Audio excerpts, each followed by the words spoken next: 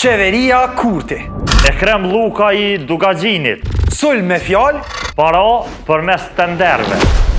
Para 3 ditësh, Faton Peci, ish ministër i qeverisë Kurti, e sulmoi biznesmenin Ekrem Luka. Ai madje paralajmëroi kallëzim penal ndaj tij. Ky është një sulm me fjalë.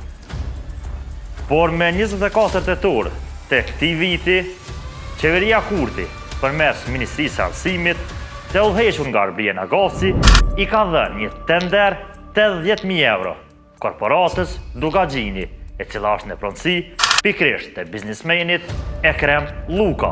Tenderi lidhej me furnizimin me tekstet shkollore për nxënësit e diasporës. U dha me procedurë të negociuar pa konkurrencë. Kriteri ishte çmimi më i ulët. Kontrata është publike kornizë, që nënkupton se ministria paguan vetëm për porositë e nevojshme. Janë dikund mbi 7.000 pako me libra, të cilat përmbajnë abetaren, gjuhën shqipe dhe kulturën shqipe. Shënjestër ka kërkuar sqarime mbi mënyrën se si Dugaxhini u zgjodh dhe arsyet e mungesës së konkurrencës. Por as kompania e as ministria nuk kanë kthyer përgjigje deri në publikimin e storjes.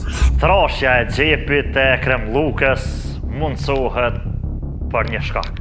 Kompania që e udhëheq Dugaxhini e kishte fituar të drejtën ekskluzive për botimin e një abetare të përbashkët. Kjo kishte ndodhur në vitin 2022, pikërisht në kohën e qeverisjes Kurti. Konkursi, ku kishin të drejtë aplikonin të gjitha shtëpitë botuese në Kosovë dhe në Shqipëri, ishte hapur në janar të vitit 2022. Kriteret e dhënies nuk gjenden as në Ministrinë e Kosovës e as në ata të Shqipërisë, të paktën jo në webfaqe. Pra, në Kosovë ishte zgjedhur kompania Dugaxhini, ndërsa në Shqipëri ajo Pegi. Për shkak të përgjedhjes së vitit 2022, kompania Dugaxhini mund të fitoj tender një burimor nga qeveria sa herë të doj për furnizimin me tekste shkollore të diasporës. A ishin këta të vetëvendosjes dikur kundër monopolive?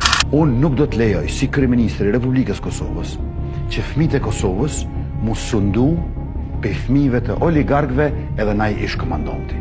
Lidhjet e Ekrem Lukës me politikën janë kritikuar më herët.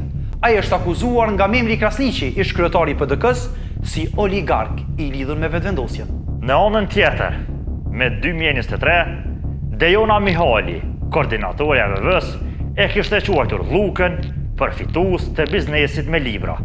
Postimi i saj në Facebook i bërë në kohën kur ndryshua mënyra e furnizimit me tekste shkollore për nxënësit, u fshi më vonë. Megjithatë, gjurmët mbeten në media. Kontakti me biznesmenin Ekrem Luka lidhur me këto pretendime ishte i pamundur.